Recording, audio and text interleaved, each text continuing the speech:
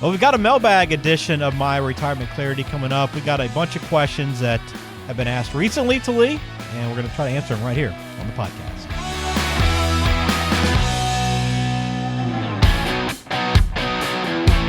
Welcome to the My Retirement Clarity podcast, where our goal is simple, to help you close the gap between what you know and what you implement. The team at JL Perkins Wealth Management does this by helping good people make great decisions so they can enjoy an amazing retirement. And now, here's your host and financial advisor, Lee Perkins. Well, glad to have you inside another episode. I'm Ben George with Lee Perkins, owner and financial advisor at JL Perkins Wealth Management right there in beautiful Macon, Georgia. Find them online, myretirementclarity.com. Lee, got some mailbag questions. I'm sure you get a lot of questions, right? So we're going to try to answer some of them right here on the show today. Absolutely, yeah. These are all questions that have come in from the show, but these are very similar to some questions that I get here in the office on a fairly regular basis, and I could probably do a show on each one of these and dig a little bit deeper, but I don't know if they all apply to everybody. So we're just going to take 5 or 6 of them here and go through it, and I think it'll be worth your while to tune in here. Yeah, and if you want to follow up, if any of these were your questions, you want to follow up, or you have questions of your own that you'd like to work through, you can schedule a meeting just by going to talkwithjlp.com. Again, talkwithjlp.com. Get on Lee's calendar and begin discussing some of these issues and letting Lee get to know your situation a little bit better so you can get a plan in place for the years ahead. All right, let's start off with this one, Lee. My wife and I both retired earlier this year and are considering an RV purchase. I don't like the idea of acquiring debt on something like this at this stage of life, but also don't like the idea of pulling money out of my IRA and paying taxes on all of it. So which approach do you find the least objectionable? All right. So it's interesting how they phrase that, the least objectionable. And so I don't know if I want to pick a side here because I'm not a marriage counselor, although I think probably sometimes I am. So I had almost this exact same question earlier today. Now, it was not with somebody who was considering buying an RV, but it was somebody who had just bought some additional land that they don't really need, but it was family land. And they wanted to know the same thing. Do they keep the equity line of credit that they used to buy the property with, or do they take money out and pay for it all together, take money out of their qualified retirement plan? So we talked through pros and cons, and we can go right back here to the RV purchase because this is the same thing. I'm not a fan of debt either, but also I'm not a huge fan of taking out a bunch of money from your qualified retirement plan because you're going to pay taxes all at one time. It's going to be immediately taxable to you. So again, it depends on your tax bracket. I don't know what this RV is going to cost to determine, does it make sense to take the distribution? If you've got your mind made up that you're going to take out all the money and buy this thing, I would encourage you to maybe take that distribution out over 2 tax years. As we sit here today, it's early September. Then maybe you take out some money in 2025 and then take out some money in 2026 and spread that tax liability over a couple of years. But if you want to do that this weekend, then that is not going to be an option. I think, Ben, what people are getting hung up on now is interest rates. Obviously they said they don't want to acquire debt on something like this at this stage of life. I don't really mind debt. They didn't say how old they are, but they said they retired earlier this year. So they're 55 or older. I'm 55, built a new house 2 years ago, and I got a 30-year mortgage, which doesn't really bother me because at the end of the day, if I just continue this payment plan out, will I still be making house payments in 20 years? Yeah, I will be. As long as you can afford it, that's fine. I think people are worried too much about having debt when they're older. If you can afford it, it's fine. You just have to know that if something happens, you die, your kids are going to get the house, most likely, and then chances are they're going to sell the house and the bank's going to get their portion and your kids are going to get a portion. So it doesn't really matter if you die with debt. Your debtor is going to get their portion of it. I just think it's a matter. This is more of a psychological answer to this question. So you should probably do just what helps you sleep the most at night, without causing the most problems in your marriage. So I'm not going to side with either person on here because I can see the pros and cons of each way. Yeah. All right. Good question, though. And I know you've worked with some RVers before, so some experience there. Yeah, I think we talked about that on the last show. Yeah. Absolutely. All right. Here's the next one. My spouse recently got a job with a financial company, and someone there has approached us about making a significant investment into a life insurance policy. I'm a little skeptical about whether or not it's a good idea for us, but also feel that he wouldn't be trying to steer us wrong. So what kinds of questions should I be asking them? All right, so I'm with you. I don't know that they would be trying to steer you wrong, but I would say if you want a list of questions to ask, maybe you can start off saying, well, hey, what's the purpose of this policy? Because if you're saying that they're asking you to make a significant investment into a life insurance policy, I would question that statement anyway. Can life insurance be an investment? I guess it can be in the right situation, but I would want to know a whole lot more about this before I put a bunch of money into a life insurance policy, because a life insurance policy can be set up to do 1,000 different things. I think life insurance is a wonderful tool to be used in the right situation. I also know that it can be missold in a lot of instances, and I would tell you to proceed with caution. Just because your spouse got a job with this company doesn't mean that you automatically need to buy something that they're probably selling, would be my guess there. So yeah, just kind of dig in a little bit deeper here, and make sure that you know as much about the policy as possible, and do some research and on your own outside of anything that you get from the company, and make sure that it's a good fit for you and your family. So I'd just say proceed with caution on this one. All right, great question.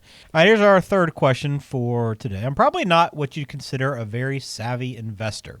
I've always saved a lot for the past 10 or 15 years, and I have a pretty big 401k balance, but I really have no idea how I should be investing my current dollars or my future savings. Have I significantly handicapped myself by not having more knowledge about how the investing world works? What do you think? I would say I don't think you've significantly handicapped yourself by not having more knowledge of this, because frankly, most people in your situation that work for a company and have a 401k, I would tell you in my experience, most people don't really know how investing works. And I don't know how much you need to know. I do think you need to have a base knowledge of what's going on.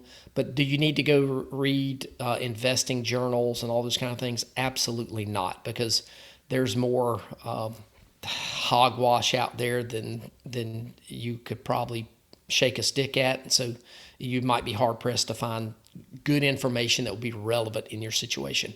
I would say the best thing you can do is continue to contribute to your accounts as much as you can. I've never met a single person that says, hey, I saved too much money. I do think it will be very helpful for you to probably talk to somebody to find out if your current investments align with who you are as an investor and what your ultimate goals are.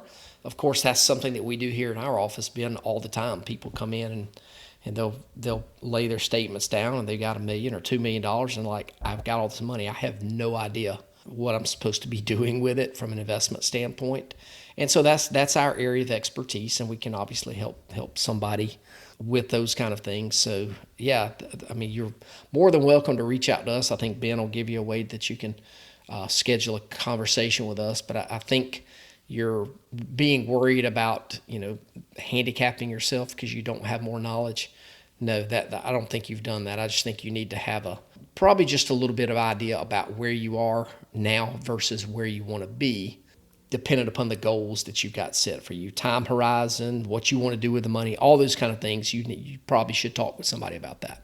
Yeah, and I guess too, Lee, and you mentioned you can schedule that call again, talkwithjlp.com. But I would imagine there's a number of people that don't invest or don't know how to invest, and that's just kind of part of it, right? They're just not financially savvy. They don't have the time to invest. They're saving the money. They're just not investing it very well. That's probably not very uncommon. You probably see that a lot, right? No, it's very common. I would tell you that probably 7 out of 10 people that walk in our office don't really have a good idea.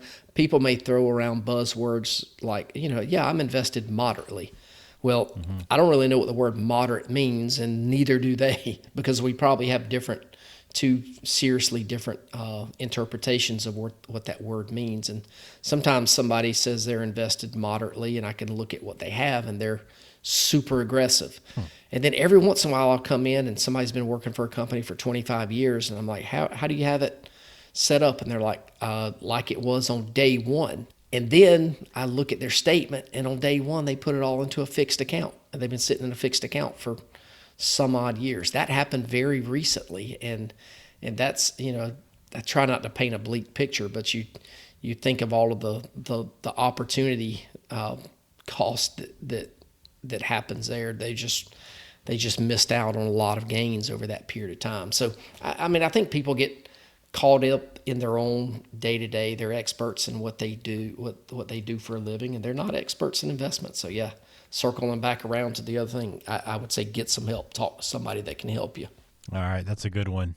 I know that's one of the things they do at JL Perkins Wealth Management. So if you need help, again, best thing to do is to schedule that meeting. Talk with JLP.com.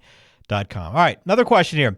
They recently announced at work that our 401ks are now going to have a Roth option. Should I put my future savings in that instead of the traditional 401k? All right, so that's not really a simple question. I think you got to dig a little bit deeper, and this is something for anybody listening out there.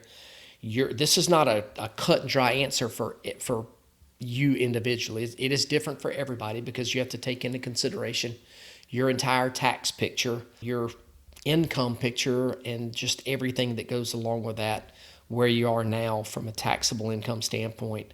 Let's compare that to where we think you'll be in retirement. Unfortunately, most people we've all been sold this. I'm not going to say it's a lie. No, I will say it's a lie. We've all been fed this lie that we will all be in a lower tax bracket when we retire. I would tell you, Ben, probably half or less than half of the people that we meet with wind up in a lower tax bracket when they retire. Most people wind up in the same bracket. Some go into a higher bracket, and I think they're sitting ducks, because if you're in the same bracket and they change the rates, which at some point they will, you are going to be in a higher tax bracket, and it doesn't really matter. So, yeah, I think everybody should probably have some Roth, and there are a lot of people out there that make too much money to get into a traditional Roth IRA. And so the way to get to a Roth, without a conversion or anything like that, you can do it in a 401k Roth, and that's because there's no income limits there. So absolutely, everybody probably should contribute some money to that Roth option, but what that percentage is, that's going to be personal for you. Now, I will tell you this: if you want to put all your money in the Roth component of your Roth 401k, that's fine. You can certainly do that. But if you're getting a company match, that is going to go into the traditional bucket of money inside of that 401k. And that's something you probably, it sounds like they were told here in this situation, but that's not something that will always be advertised, right? That Roth option. So it's always good to ask. 100%. There's a lot of companies. I think most companies now will offer a Roth IRA. That's become really popular and more available probably in the last 8 or 10 years, but lots of times people don't know that they even have that option because these companies train us to not look at our mail. They mail us so much junk. We don't know what is relevant and what's not relevant. So yeah, I've met people that have come in and they've had access to a Roth 401k for 4 years but didn't know it. And once they know it, then obviously we can help them segment which contributions go to which bucket. But you know me, I hate taxes, and I love Roth. I love Roth IRA and tax-free money. That's good. Yeah, absolutely. All right, great question. Hopefully, if you're in that situation, this will help you out a little bit as well.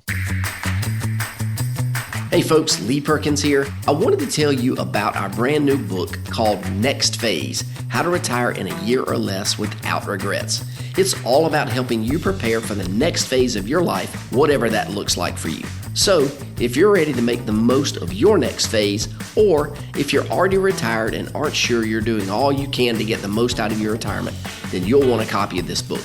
All you have to do is text Next Phase to 478-475-2050, and we'll send you a copy right away. You can also access additional resources and register for one of our upcoming workshops at our website, www.myretirementclarity.com. Thanks for listening. Now back to the show. All right, a couple more questions to work through here. How about this one? I look forward to retirement for many years, but now that I'm actually retired, I can't shake the feeling that I'm eventually going to run out of money. Oh, no. Is there any solution for fighting this feeling other than simply spending less or going back to work? Yeah, so I don't like either one of these two options. So is there a solution? Well, again, this gets back to the psychology of money.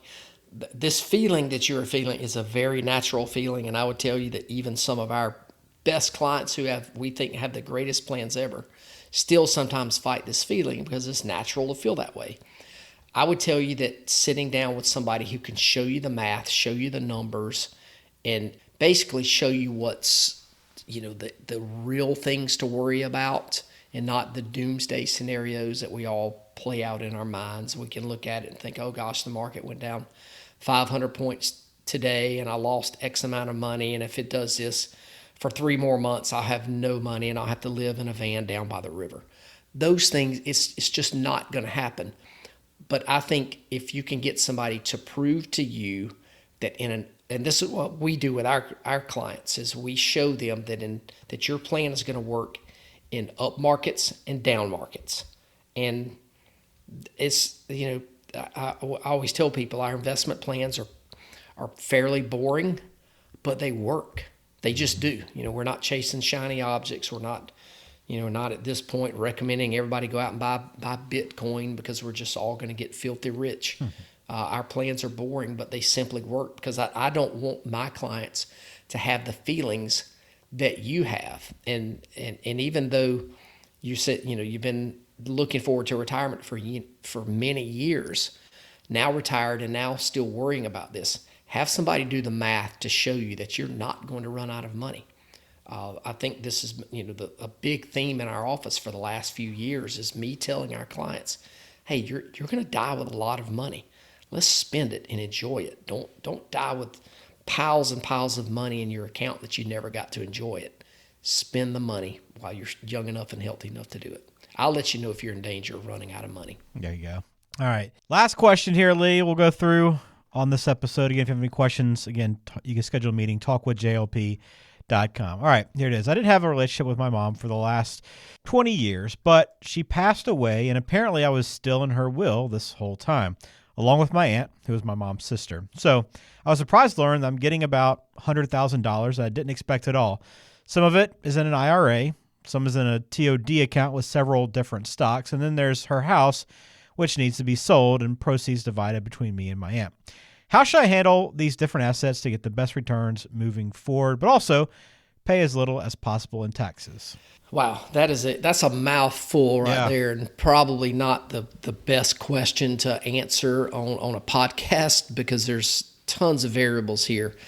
This is, and I don't think this person gave us their name, this is something that you definitely want to sit down with somebody because the taxation of everything is different. The TOD account that you said has got several stocks in it. The taxation of that is going to be different than the inherited IRA.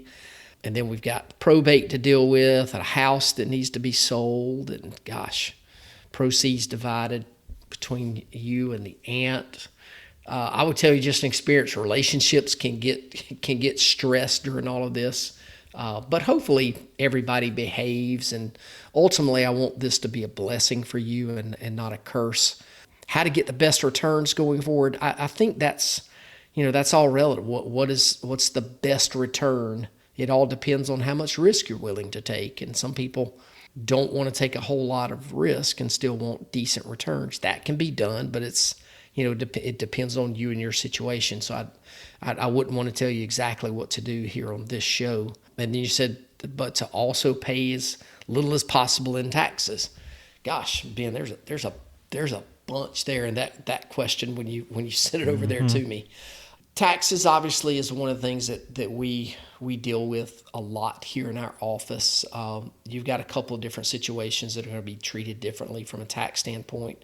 Because this is, you're going to inherit an IRA, you're going to have to take RMDs from that account, required minimum distributions, meaning you're going to have to, under current law, you're going to have to exhaust this account in 10 years and take some money out every year. And that'll impact your current taxes. And if the TOD account is handled right, you should get a step up in basis on this. So again, a lot of things that go on here. And I would ask you, who's the executor of this estate and who's going to be in charge of things. But I would tell you this, Ben, just based on the experience and watching people go through this, when somebody passes away, depending on the amount of work that they've done ahead of time, that somebody's going to wind up with a full-time job for a little while. And everybody who's been through it would agree with that and say, yep, Mom died, and it took a long time for us to sort through everything. So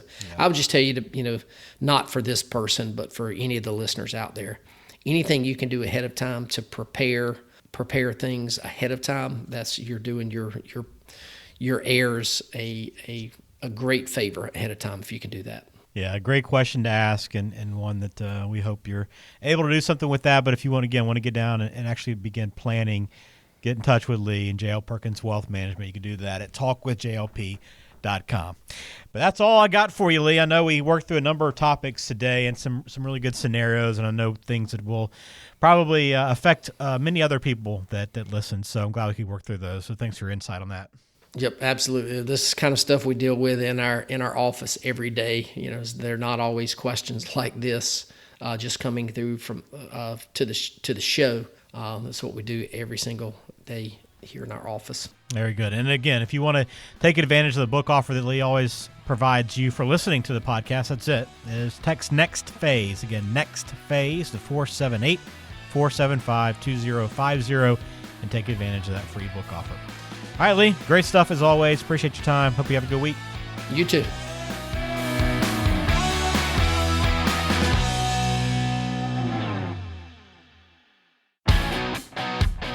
Hey there, Lee Perkins here. If you're like a lot of folks, you've been listening to this podcast for a long time now. But I've got an important question for you. Have you implemented any of the ideas that we've discussed on the show? If you haven't, what are you waiting on? You know you're not getting any younger. So here's my challenge. Don't just consume the content. Our number one goal for this podcast is to help you close the gap between what you know and what you implement. So if you're ready to implement, take that first step today and visit www.talkwithjlp.com and schedule a 15-minute phone call with one of our advisors, and we'll help you close the gap between what you know and what you implement so you can enjoy the next phase of your life. Now is your time. Don't procrastinate any longer. Investment advisory services are offered by JL Perkins Wealth Management, a registered investment advisor and insurance agency. Information is for illustrative purposes only and does not constitute tax, legal, or investment advice. Always consult with a qualified tax, legal, or investment professional before taking any action.